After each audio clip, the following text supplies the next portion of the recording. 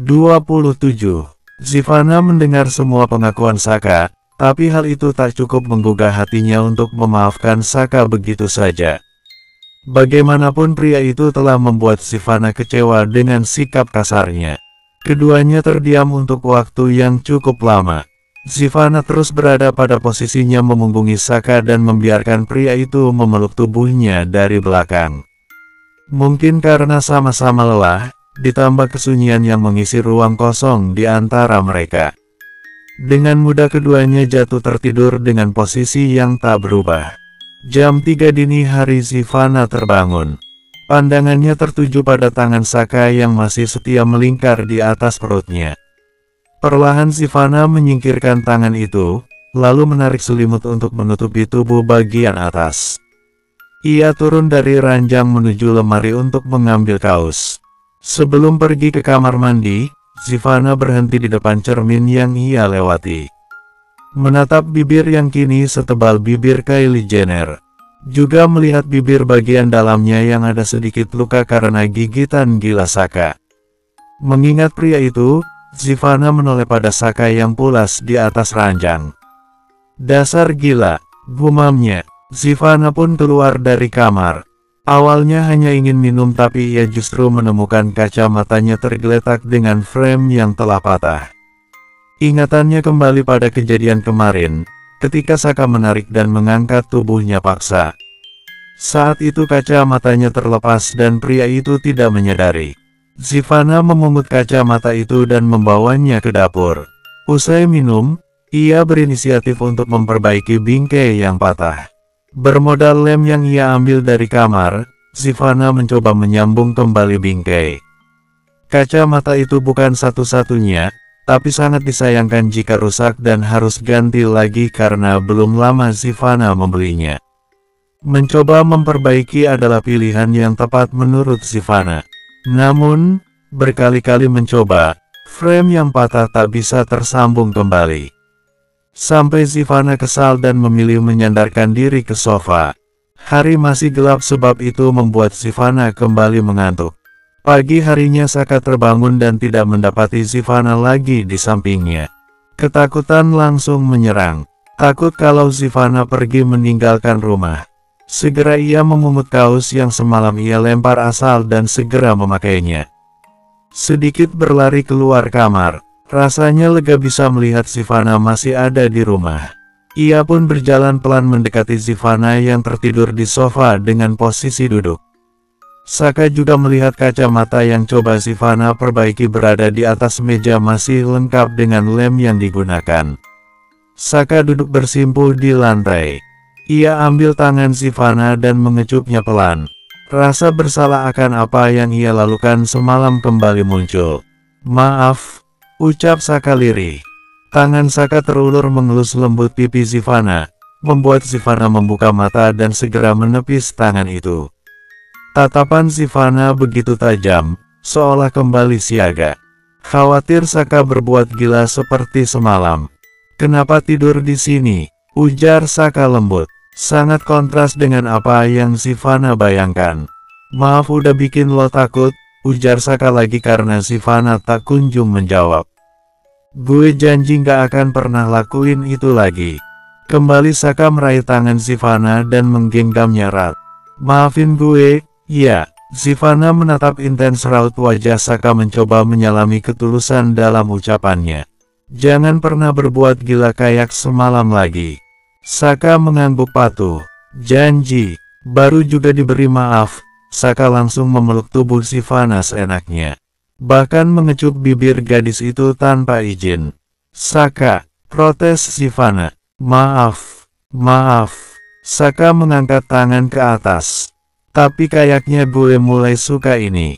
Saka menyentuh bibir Sivana. Refleks tangan Sivana menepis kasar. Jangan macem-macem, ancamnya sebelum ia meninggalkan Saka sendiri di sofa ruang tengah. Saka justru tersenyum tipis, menganggap ancaman Sivana sebagai tanda bahwa gadis itu telah memaafkannya. Aneh memang, tapi begitulah hubungan mereka. Untung saja hari ini adalah Minggu, sehingga Sivana punya waktu untuk kembali tidur. Baru juga Sivana merebahkan diri di atas ranjang, Saka tiba-tiba masuk dan berkata, "Siap-siap, ya, gue mau ajak lo ke suatu tempat." Mata Sivana memicing. "Kemana?" "Pokoknya lo siap-siap aja, 1 jam lagi kita berangkat," jawab Saka lalu pergi. Tak mendapat jawaban pasti, Sivana memilih untuk memejamkan mata saja. Ia masih ngantuk berat. 1 jam yang Saka janjikan sudah tiba.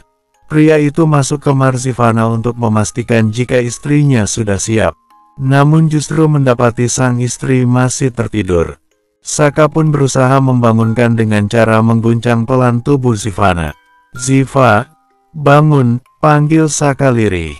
Hanya lenguhan yang keluar dari bibir Sivana. Matanya terlalu berat untuk membuka. "Ayo bangun," bisik Saka di telinga Sivana. "Sebenarnya mau kemana sih?" ujar Sivana dengan mata yang masih menutup. "Makanya bangun biar tahu." "Ayo." Saka menarik tubuh Sivana agar terbangun. "Gue ngantuk," protes Sivana. "Ini udah siang, ayo bangun. Gue gendong ke kamar mandi." Seketika mata Sivana membuka lebar. "Nggak usah," tolaknya keras. "Gue bisa sendiri." Daripada digendong Saka, mau tak mau Sivana harus memaksa langkah untuk berjalan ke kamar mandi. "Jangan lama-lama mandinya," seru Saka mengingatkan. Pria itu tak keluar dari kamar Sivana, justru naik ke ranjang dan memainkan ponsel di sana. Di kamar mandi Sivana sudah selesai melakukan aktivitasnya tapi bingung cara untuk keluar. Ia lupa membawa baju ganti sementara baju yang ia pakai sebelumnya sudah masuk keranjang cucian kotor. Sivana menarik napas panjang, menyiapkan diri untuk keluar. Sejujurnya bukan karena malu tapi lebih kerasa takut mengingat kejadian semalam. Hanya mengenakan handuk Sivana keluar dari kamar mandi. Menahan degup jantung yang tak karuan ia berjalan ke lemari mengambil baju bersih lalu membawanya kembali ke kamar mandi. Dari atas ranjang, Saka terus memperhatikan. Tentu sejak Sivana keluar dan melewatinya begitu saja. "Sabar, Saka, ini ujian." Batin Saka menahan diri melihat istrinya usai mandi. Setelah semalam sempat mencicipi sedikit, siapa yang tidak akan tergoda melihat tampilan Sivana yang hanya berbalut handuk. Tidak lama Sivana kembali keluar tapi kini sudah mengenakan celana jeans biru yang dipadukan dengan t-shirt warna pink bergambar teddy bear. Tanpa menghiraukan Saka, Sivana mematut dirinya di cermin. Memakai moisturizer juga mengoles titik bibirnya dengan lip balm. Tak lupa juga menyisir rambut dan mengikatnya dengan gaya yang tak pernah bosan Sivana aplikasikan untuk rambutnya. Kuncir kuda, ia pun mencari kacamata lama yang masih ia simpan di laci. Meski lama tapi masih bisa dipakai. Saka seperti tak berkedip menatap Sivana. Sejak gadis itu keluar dari kamar mandi sampai selesai merias diri, Saka terus memaku pandang. Sampai-sampai tak sadar jika Sivana memanggil. "Saka, jadi pergi?" "Enggak." Saka tersentak. Iya, jadilah." "Ya udah, buruan. Gue harus kerja nanti sore." Sivana bersiap mengambil tas. Saka berjalan di belakang Sivana, menikmati aroma parfum yang menguar. "Kunci pintunya," ujar Sivana mengingatkan. Baru kali ini Saka dibuat tak fokus. Disuruh mengunci pintu saja sampai bingung. Akhirnya Sivana juga yang harus melakukan. "Kita mau kemana?" tanya Sivana lagi saat berada di atas motor. "Kemana?" Saka justru balik tanya. Sivana sampai bingung. Menyadari raut bingung Sivana, Saka langsung mengoreksi. "Pokoknya ke suatu tempat. Please Saka, jangan gila. Fokus, fokus." Bersambung. 28. Motor Saka berhenti di sebuah pusat perbelanjaan. Ini pertama kali mereka jalan bersama ke tempat umum seperti ini. "Ngapain kita ke sini?" tanya Sivana saat berusaha melepas helm. "Jalan-jalan." Saka menerima helm yang diberikan Sivana lalu mengaitkannya pada jok belakang. "Ayo." ajak Saka dengan mengulurkan tangan. Bukannya langsung menyambut uluran tangan suaminya, Sivana justru menatap aneh. Harus ya gandengan tangan, seloroh Sivana. Saka tersenyum sebelum akhirnya ia raih sendiri tangan Sivana dan menggenggamnya erat. Harus, biar semua orang tahu kalau lo milik gue. Mata Sivana memicing, bibirnya mencebik. Tak ambil peduli dengan respon Sivana, Saka langsung menggandeng tangan istrinya untuk masuk ke gedung yang menjadi surganya para wanita. Sesekali pria itu mengecup tangan Sivana yang ada dalam genggamannya. Aneh, lo, cibir Sivana. Biar aja aneh asal gue seneng. Sivana memutar bola matanya malas. Memilih diam dan mengikuti saja kemana kaki Saka melangkah. Meski ia merasa aneh dengan sikap Saka kali ini. Semalam seperti orang kesetanan, sekarang pun masih seperti kerasukan. Sivana tidak bisa menyadari jika Saka ingin menunjukkan pada dunia jika wanita yang ia gandeng adalah miliknya. Sampai terlihat tidak tahu malu. Bagaimana tidak, sepanjang jalan tangan Sivana tidak dilepaskan sama sekali. Bahkan ketika mereka masuk ke dalam elevator, tangan mereka terus saja tertaut hingga menarik perhatian orang di sekitar mereka.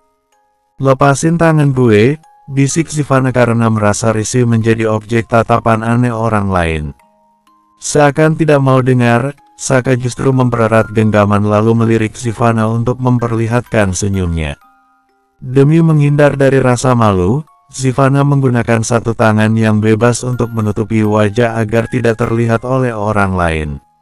Namun, Saka justru menurunkan tangan Sivana.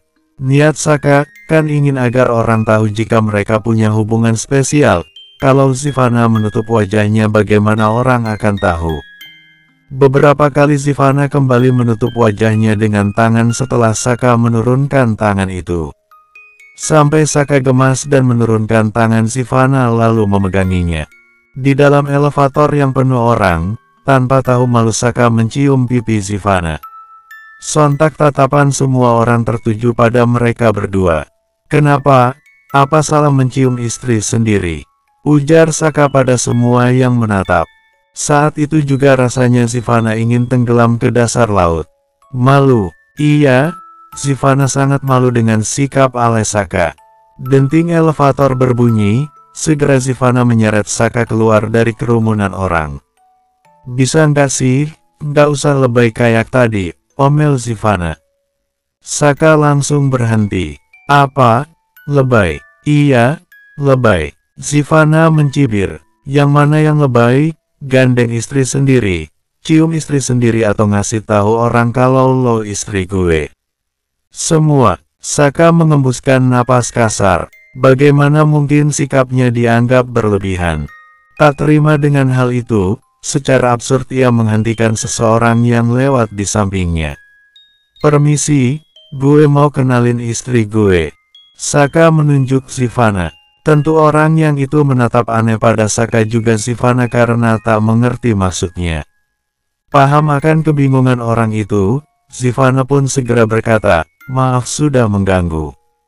Kami hanya bercanda. Kembali Sivana menarik tangan Saka untuk pergi. Akhirnya Sivana memang harus tetap sabar jika berhubungan dengan pria ini. Oke, sekarang tujuan kita kemana? Kalau nggak ada kita pulang aja. Nanti sore gue harus kerja. Gantian Saka yang menarik Sivana. Ternyata pria itu membawa Sivana ke sebuah toko optik. Ngapain kesini? Gantiin kacamata lo yang udah rusak. Sivana mengernyit. Gak boleh nolak. Kalau nolak gue cium di sini, ancam Saka ketika tahu akan gelagat penolakan Sivana.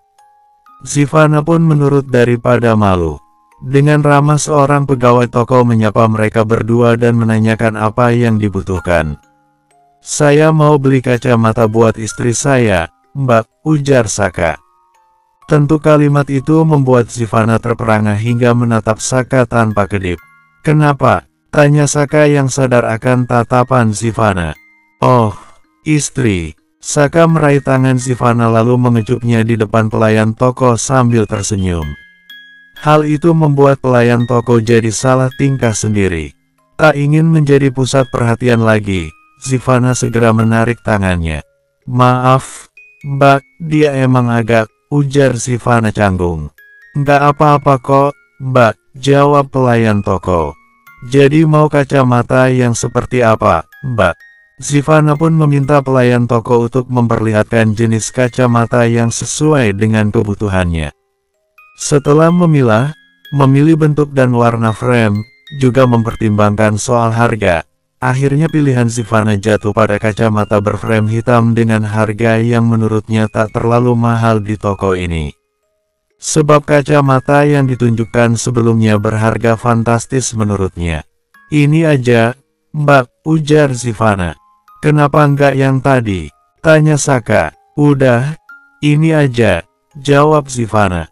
Yang ini, Mbak. Pelayan toko memastikan lagi pilihan Sivana. Iya, yang itu aja. Pelayan toko pun izin untuk mengemas kacamata yang Sivana pilih. Sekalian Saka menyerahkan sebuah kartu sebagai alat pembayaran. Dari toko optik Saka lihat masih ada banyak waktu sebelum jam kerja Sivana. Kita lanjut kencan kemana lagi? Kencan, Saka mengangguk. Sivana menggaruk kepalanya yang tak gatal. Ini kencan. Sudahlah. Terserah saja Saka menyebutnya apa. Gimana kalau kita nonton? Usul Saka. Sivana mengerucutkan bibir, memikirkan usul Saka. Oke, jawab Sivana setuju. Pikirnya lebih baik ada di dalam bioskop daripada jalan-jalan tak jelas.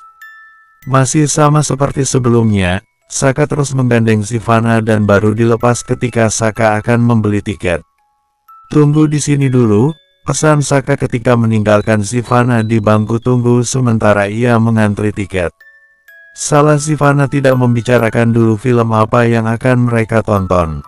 Akhirnya film ditentukan oleh Saka sendiri. Di mana genre film yang dipilih Saka adalah film romance. Alhasil sepanjang nonton Sivana malah jadi canggung sendiri. Banyak adegan yang sejujurnya tak ingin Sivana lihat, karena setiap kali aktor dan aktris dalam film beradegan mesra, Sivana melihat senyum mengerikan Saka. Bodoh banget sih, lo, batin Sivana. Jalan satu-satunya untuk menghindar dari film dewasa ini adalah dengan tidur. Ya, Sivana memilih untuk pura-pura tidur saja. Ia baru membuka mata ketika film telah selesai dan Saka membangunkannya. Kok malah tidur, sih? Apa filmnya membosankan? Tanya Saka ketika keluar. Maaf, gue ngantuk banget. Bohong Sivana. Saka tidak marah. Pria itu justru tersenyum sembari mengusap kepala Sivana. Astaga, ada apa sih dengan pria ini?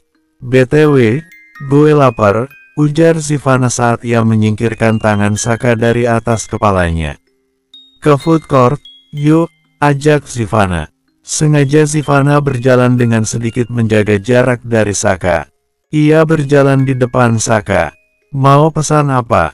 Tanya Sivana begitu sampai food court. Sate aja, jawab Saka. Lo cari tempat duduk, biar gue yang pesen, ujar Sivana. Saka akan mengeluarkan dompet tapi dicegah oleh Sivana. Udah, gue aja yang bayar. Saka pun menurut. Ia pergi mencari tempat, sementara Sivana pergi memesan makanan. Acara makan mereka berlangsung tenang tanpa drama lebay yang Saka ciptakan. Sesekali mereka mengobrol tentang pekerjaan Sivana. Entar pulang mau gue jemput, enggak? Tanya Saka sambil mengunyah sate. Sambil menyeruput kuah tom yum yang ia pesan Sivana menolak. Enggak usah, gue pulang bareng temen aja. Mata Saka langsung menatap curiga. Cewek, jelas Sivana sebelum pria itu ngamuk. Gue percaya, bibir Sivana seketika mencebik. Percaya kok curiga, gumam Sivana lirih tapi masih terdengar oleh Saka. Gue percaya sama lo, tapi nggak percaya sama cowok-cowok di luar sana. Terutama si Arjuna, makanya gue curiga. Idih, Saka tersenyum. Ia pun lanjut makan sate yang dipesan. Melihat ada saus kacang yang belepotan di bibir suaminya, Sivana mencoba memberitahu. Stete, Sivana menunjuk bawah bibirnya sendiri untuk memberitahu. Apa? Ada saus kacang. Saka mengusap bagian yang dimaksud tapi tidak pas. Masih ada, ujar Sivana. Mana? Saka kembali mengusap tetap tidak pas juga. Akhirnya Sivana sendiri yang turun tangan. Ia mengambil tisu dan mengusap bagian bawah bibir Saka yang terkena saus. Saat Sivana akan menarik tangannya, Saka justru menahan. Makasih. Melihat sorot aneh di mata Saka, Sivana buru-buru menarik tangannya. Hal itu sontak membuat Saka tertawa. Dari pusat perbelanjaan Saka mengantar Sivana ke Chicken Jet. Udah balik sana, usir Sivana setelah memberikan helm pada Saka. Saka menunjuk bibirnya dengan jari telunjuk. Nggak usah macem-macem, ancam Sivana. Saka pun menyunggingkan senyum lalu pergi. Setelahnya Arjuna datang. Baru datang juga, tanya Arjuna berhenti tepat di depan Sivana. Sivana mengangguk. Masuk, yuk, ajak Arjuna. Melihat tempat parkir yang penuh, Sivana bisa meramalkan jika malam nanti akan sesibuk kemarin. Kok bengong? Ayo masuk, ajak Arjuna lagi usai memarkir motornya. Sivana pun mengikuti Arjuna di belakang. Benar saja apa yang Sivana ramalkan. Semakin malam makin banyak pengunjung yang datang. Tidak ada pegawai yang tak sibuk. Tolong antar ini ke meja nomor 11. Ya, pinta Arjuna pada Sivana. Gue angkat telepon dulu. Entah apa yang terjadi. Usai menjawab panggilan Arjuna langsung bergegas pergi. Juna, lo mau kemana? Tanya Sivana. Arjuna tak menjawab. Langkahnya pun terburu-buru. Udah biarin aja, ujar Nesa. Tapi ini kan masih jam kerja. Gue tahu, tapi biarin aja. Kita lanjut kerja aja. Masih banyak tamu yang harus dilayani. Sivana menurut apa kata Nesa. Meski dalam hati bertanya-tanya, ada apa gerangan dengan Arjuna yang pergi tiba-tiba sampai mengabaikan jam kerja. Bersambung 29. Bos, panggil Mario ketika Arjuna datang ke markas mereka. Saka dan anak buahnya kemari, bos. Mereka ngambil motor gegap yang kemarin kita tahan. Kebetulan yang ada di markas cuma Tio dan Bayu.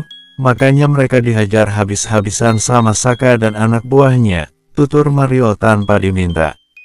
Arjuna menoleh ke arah anak buahnya yang bernama Tio dan Bayu yang berwajah lebam, juga memperhatikan kondisi markas yang porak-poranda. Arjuna mengepalkan tangan dengan wajah murka. Hubungi anak-anak lain, kita serang basecamp Bulenan, titah Arjuna. Siap, bos. Mario menuruti perintah Arjuna, memanggil teman-teman mereka untuk segera kumpul di markas. Apa yang Saka lakukan kali ini tidak bisa dimaafkan. Ketua Bulenan itu seakan menantang perang dengan menyatroni markasnya.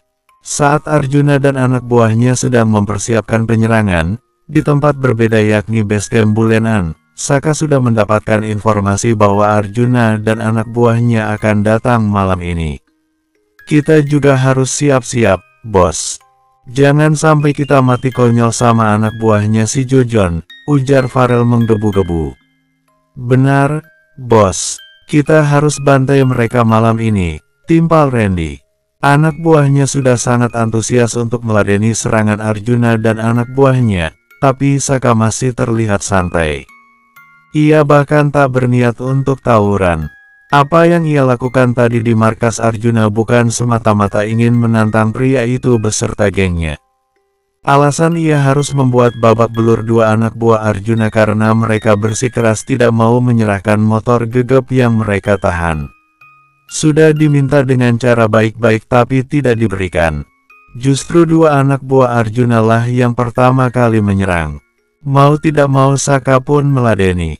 Kalau mereka tidak menyerang duluan, jangan mulai dulu. Kita tidak menghukum orang yang benar, pesan Saka pada anak buahnya yang tengah bersiap. Prinsip itu yang selalu ditekankan Saka pada anak buahnya. Kalau tidak ada yang memukul mereka duluan, jangan coba cari masalah. Tapi kalau ada yang memukul lebih dulu, harus membela diri. Sip, bos. Kita selalu ingat itu. Kalau mereka diam kita juga akan diam. Kalau mereka pukul sekali kita balas 10 kali, jawab Farel dengan nada bercanda. Saka tidak meminta Farel dan Randy untuk mengumpulkan semua anggota. Menurutnya tidak perlu sampai seperti itu. Kalaupun harus tawuran nantinya Saka dan beberapa orang yang ada di base camp sudah cukup. Namun, Saka tidak menyangka, semakin malam anggota Bulean makin banyak yang datang. Mereka bahkan langsung bersiap. Tepat tengah malam, suara bising motor mulai terdengar menuju ke arah base camp Bulean. Siap-siap, woi, mereka datang. Seru salah seorang anak buah Saka yang sudah mendapat info dari anggota yang mereka tempatkan di pintu masuk base camp untuk mengintai. Serentak, anggota Bulean kompak menenteng senjata. Ingat pesen gue, seru Saka. Ia tak bisa mencegah semua karena bagaimanapun menyangkut harga diri geng motor mereka. Deru motor makin lama makin terdengar jelas. Di dalam base camp semua anggota sudah siap siaga. Saka, keluar lo, bangsat. Teriak Arjuna, sang ketua geng motor.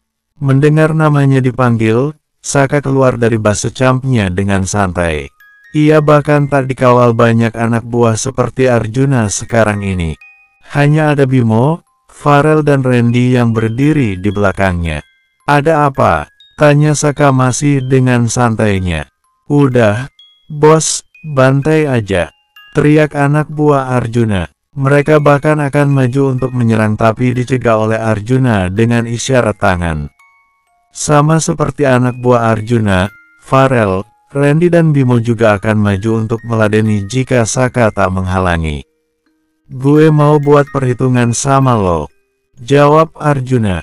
Tentu saja Saka tersenyum sinis menanggapi. Perhitungan apa yang lo maksud? Kalau soal anak buah lo yang gue hajar, kita sudah impas. Bukannya kemarin anak buah lo juga bikin gegap babak belur. Kalian bahkan nahan motor gegap, kan? Ngapain? Pakai ngomong segala bos. Udah, sikat aja. Seru anak buah Arjuna tak sabar. Iya, bos, mereka udah bikin markas kita hancur, ujar yang lain memprovokasi. Benar, kita serang sekarang.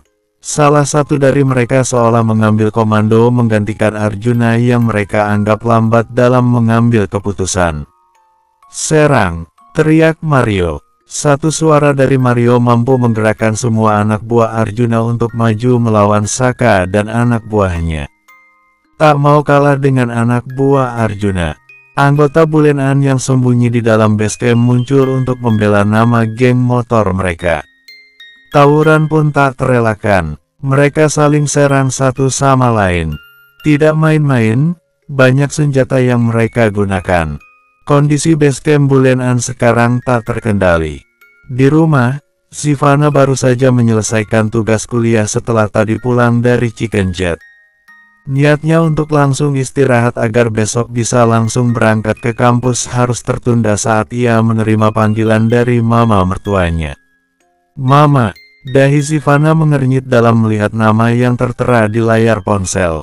Ngapain jam segini telpon? Tentu Sivana kaget. Tidak biasanya mama mertuanya menghubungi di tengah malam begini. Mana Saka juga belum pulang. Sivana pun memutuskan untuk mengangkat telepon dari Winda. Iya, Ma, ada apa? Tanya Sivana begitu mengangkat panggilan. Mata Sivana membola. Jantungnya langsung berdetak kencang saking kagetnya mendengar berita yang mama mertuanya sampaikan. Iya, Ma, Siva tunggu. Ujar Sivana sebelum mengakhiri panggilan. Ia tak jadi tidur karena sebentar lagi mertuanya akan datang menjemput. Dengan segala rasa was-was yang bergelayut, Sivana segera ganti baju. Apalagi ini, ya Tuhan! Teriak batin Sivana mendengar berita tentang suaminya. Bersambung.